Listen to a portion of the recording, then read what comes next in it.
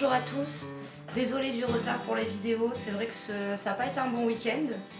Alors déjà, Kinou, qu'est-ce qui s'est passé? Pour ceux qui ont vu mon post, Kinou donc allait pas bien. Il s'est battu avec Patou pour une histoire de gamelle. Enfin, c'est Patou qui lui mettait la pression il lui met toujours la pression pour qu'il mange toute sa gamelle, qu'il en laisse pas une miette parce que durant une période il avait maigri, alors on le forçait à manger plus et Patou a considéré très rapidement que c'était aussi sa mission. Kinou mange rapidement sa gamelle et va se coucher, et Patou lui il tourne, il mange pas sa gamelle et il tourne un peu avant et il vient grogner sur Kinou. Sauf que là il l'a trop fait, j'étais partie coucher les poules donc j'étais pas là pour gérer le truc et forcément ça a mal fini. Kinou à un moment il a attaqué Patou. D'habitude, quand c'est comme ça, Patou prend un coup de croc, il saigne, il sait que voilà, il est allé trop loin, et puis il redescend, ça se calme. Mais cette fois-ci, Kinou a attaqué, Patou a dû avoir peur parce que Kinou a dû être assez violent, et donc il l'a niaqué aussi. Voilà. Donc Kinou s'est fait attaquer sur le côté, en plus son œil est abîmé, bien évidemment, puisqu'il y voit rien, il a dû mettre ce côté-là en premier. Donc il s'est fait vraiment planter une crosse sur le côté de l'œil, en bas. Et on voit vraiment que ça a quasiment traversé la chair.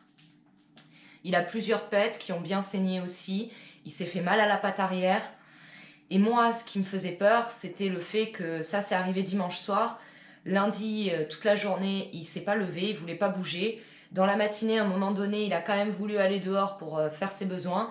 Et il s'est levé, arrive à la porte d'entrée, il s'est pissé dessus.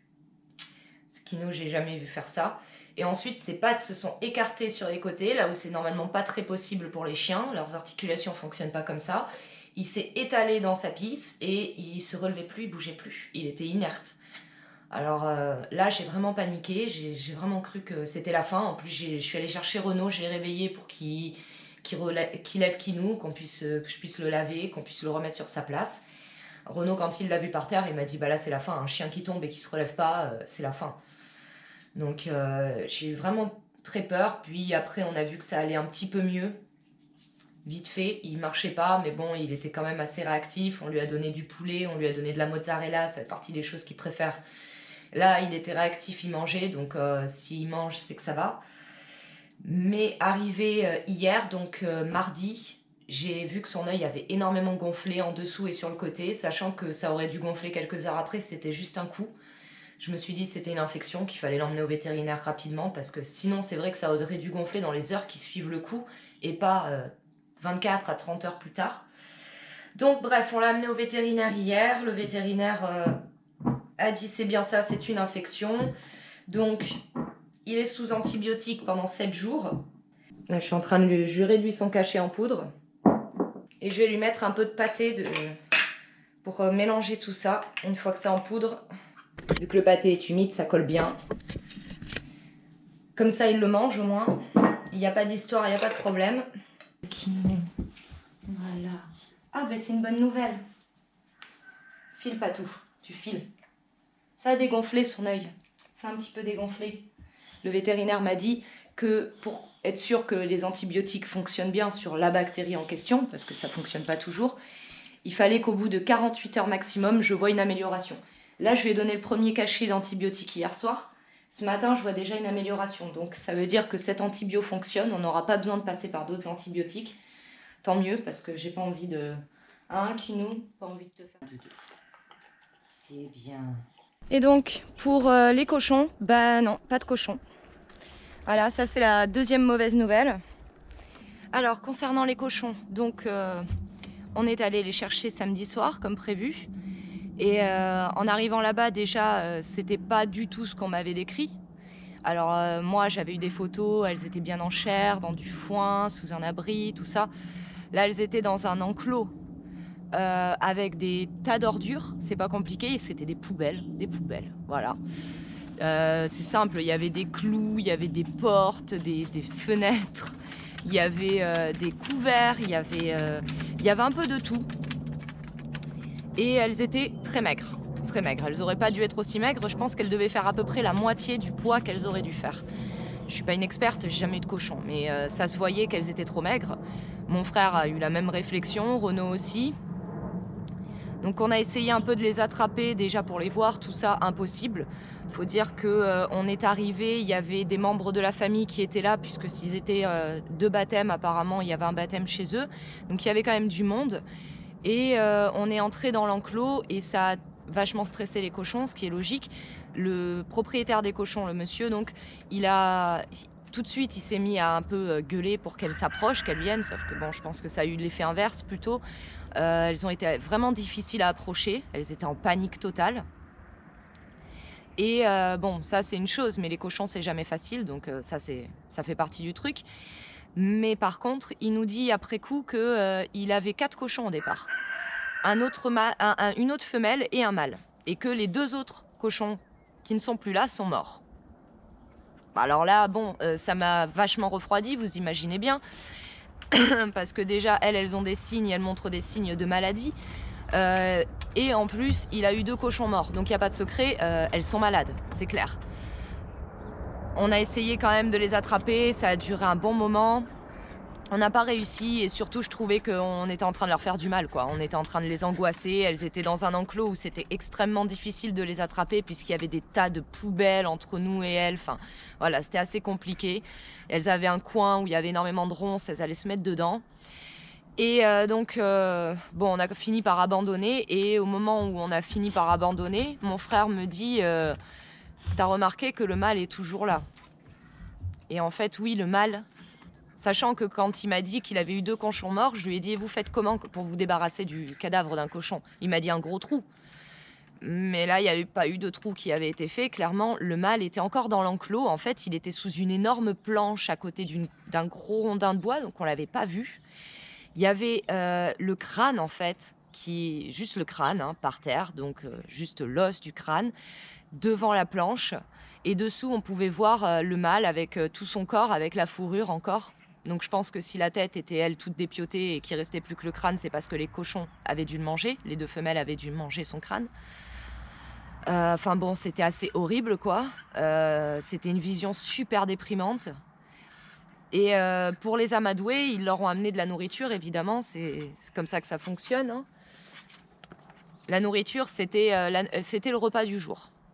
Le repas du jour, pour elles, c'était un demi-seau de patates crues, avec au fond ce qu'on aurait dit comme étant des croquettes pour chiens détrempées. Bon, on trempe toujours la nourriture des cochons, c'est bien mieux pour eux de la manger trempée. Mais là, on voyait clairement des amas de croquettes qui s'étaient agglutinés, qui avaient séché et commencé à moisir. Et les cochons mangeaient ça, hein, sans aucun problème. Donc... je me dis qu'il y a des chances que déjà leurs conditions viennent de l'alimentation parce qu'on peut pas nourrir un cochon avec c'est pas parce qu'on récolte des pommes de terre et qu'elles sont toutes vilaines qu'on peut donner ça pendant 5 jours aux cochons. C'est absolument pas viable. Les cochons, ils ont besoin d'une alimentation équilibrée. Là, je pense qu'on était chez des gens qui... ils avaient jamais eu de cochon à part ceux-là. Et je pense que ils faisaient partie de ces gens qui considèrent que les cochons sont juste une poubelle, que c'est facile, on les met dans un coin, on leur balance tout ce qu'on veut pas, et voilà, ça recycle. C'est pas le cas du tout. C'est pas le cas du tout. Ça m'a mis un coup, ça m'a mis vraiment un gros coup de déprime. Là, j'attends que la dame me rappelle parce que moi, j'ai le contact de son fils. C'est pas le problème de son fils. Lui, il s'était occupé juste de l'annonce. Donc, elle a mon contact, elle doit me rappeler. J'attends qu'elle me rappelle puisque je voulais pas devant la famille leur dire voilà ce que j'en pensais. Donc, quand elle me rappellera, je lui dirai que clairement ces cochons sont malades, hein, y a pas de doute. Et il y a une association qui récupère des cochons vietnamiens, juste des cochons vietnamiens. Donc, je vais lui donner leur contact, qu'elle les appelle. Eux, ils viendront les chercher. Ils les feront soigner si c'est possible, et sinon, ils les feront abattre. Mais là, la vie qu'elles ont, c'est absolument pas normal. C'est vraiment pas ce qu'il faut, quoi. Donc j'ai décidé de laisser tomber pour les particuliers. Je vais me tourner exclusivement vers des élevages professionnels et je vais prendre des cochons qui soient bébés, sevrés hein, bien sûr, mais qui soient encore tout petits pour qu'ils s'habituent à moi, que je puisse les gérer facilement. Ça me permettra aussi de renforcer l'enclos. Je voudrais mettre du bois jusqu'à hauteur de vue des cochons. S'ils ne voient pas au loin, je me dis qu'il y a moins de chances qu'ils essaient de forcer les parois de l'enclos. Enfin bon, voilà, donc ces cochons-là, c'était pas possible. J'espère vraiment qu'elle contactera l'association.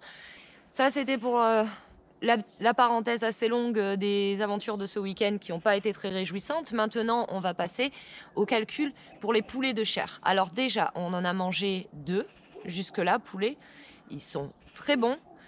Ils ne sont pas aussi savoureux, bien sûr, qu'une coup nue qu'on aurait élevée pendant 4 mois et demi. La chair est parfaitement blanche. Elle n'est pas du tout rosée, comme on aurait sur des poulets, sur des races d'héritage. C'est vrai que la chair est moins savoureuse. En revanche, elle est beaucoup plus tendre, elle est plus juteuse.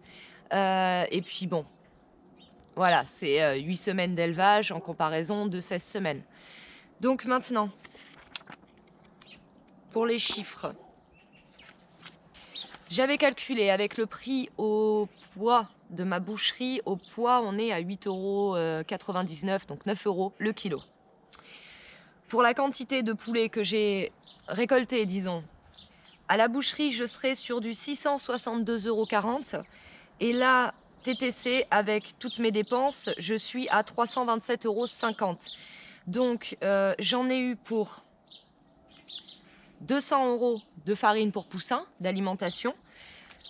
En 8 semaines, j'étais à 170 kilos de nourriture. Dans ma tête, au départ, j'avais prévu entre 220 et 240 kilos d'alimentation. Maintenant, pas mal de gens me disent comment se fait-il que tes poulets étaient si gros à 8 semaines alors que les miens à 3 mois ne sont pas aussi gros. Ça vient certainement de l'alimentation. J'avais déjà essayé l'alimentation pour poulets de chair croissance, finition. J'avais fait toute une session comme ça. Et j'avais bien pu constater qu'on n'a pas du tout le même rendement qu'avec de la farine de démarrage durant toute leur vie. C'est pas du tout le même rendement. De plus, l'alimentation pour croissance et finition, parfois plus chère. Ça n'a pas grand intérêt au final. Donc il y a ça, et il y a aussi le fait qu'avec le poulet de chair blanche, on est sur des différents croisements en fonction du couvoir. Ils vont croiser différentes souches pour obtenir leur poulet de chair blanche. Donc d'un couvoir à l'autre, on n'aura pas la même génétique, ce qui veut dire qu'on n'aura pas forcément le même rendement. Moi, au couvoir du Lampi, je pense que j'ai vraiment trouvé le couvoir qui me convient, la génétique qui me convient. La prochaine fois, par contre, je vais peut-être garder les poulets une semaine de plus, les élever 9 semaines, on va voir. Parce que d'un côté, je voudrais pas avoir de trop gros poulets, parce que ça prendrait plus de place dans le congélateur, parce qu'on sait qu'à 2, un poulet, ça nous fait 2 repas, et après, bon, bah, le reste ira au chien. Enfin bref. Je verrai, il y a des chances que je prépare les coques la prochaine fois à 8 semaines et que je prépare ensuite les poules à 9 semaines. Donc, 200 € de farine pour poussin, 170 kg. J'en ai eu pour 9 kg de grit, ce qui nous revient à peu près à 12,50 €. Enfin, c'est ce que moi j'ai calculé sur ce que ça me coûte avec la compagnie des animaux. La commande des poussins plus la livraison, 103 €. Et 12 € de copeaux de bois, 4 sacs de 4 kg pour l'élevage donc dans la nurserie. J'ai vraiment pris en considération tout ce que j'apporte. Bien sûr, j'ai pas calculé là-dedans l'investissement de la plumeuse, des panneaux chauffants, des choses comme ça, puisque c'est des choses que je vais garder durant des années et que je vais rentabiliser au fur et à mesure des années. Là, je parle vraiment que de ce qu'on a apporté à chaque fois, donc nourriture, grit, copeaux de bois et le prix des poussins avec la livraison. Donc j'en suis à 327,50 €, ce qui fait que je divise mon coût de revient par 2 en élevant moi-même mes poulets et en sachant clairement comment ils sont élevés, comment ils sont nourris. Donc voilà, pour le petit récap. Donc ça vaut bien le coup, hein. Ça vaut bien le coup. C'est sûr qu'on n'a pas un coût de zéro, on ne peut pas arriver à un zéro, c'est sûr. Il faut acheter la nourriture. Et clairement, je vous conseille de prendre de la farine de démarrage pour poussins. Ça a un bien meilleur rendement en termes de chair. Vous ne serez pas déçus. Après, toutes les marques ne se valent pas. Moi, j'utilise la farine de démarrage, les miettes de démarrage Gasco. Mais il y en a plein d'autres marques, évidemment. Je déconseille la farine de démarrage pour poussins de chez Country's Best. J'ai trouvé qu'elle avait un très mauvais rendement. Elle n'est pas assez riche. Donc, pour 32 poules, j'en arrive à 327 €. C'est quand même pas mal, je trouve. Et pour les prochains poussins, ils ne sont pas encore là. Je ne sais pas s'il va me les expédier aujourd'hui. Si ce n'est pas le cas, s'ils ne sont pas expédiés ce soir, je le contacterai demain. Et ce sera sûrement la semaine qui suit. Car je pense que le fait que j'ai commandé une oie avec le met un peu dedans. Parce que si c'était que les poulets de chair, les poussins de chair, pardon, ce serait simple. Il aurait juste à sortir 36 poussins de chair, hop, il les expédie. Vu qu'il en fait tout le temps, ça c'est pas le problème. Mais comme j'ai commandé une noix d'un jour aussi, je me demande s'il est pas en train d'essayer de caler pour avoir une noix qui est 1 ou 2 jours au moment de l'expédition pour l'expédier avec les poussins. Donc là, ça rend le truc un peu plus compliqué. Et je voulais, avant de partir, vous remercier pour tous vos messages pour Kinou. Donc merci beaucoup pour vos messages, pour votre soutien en permanence.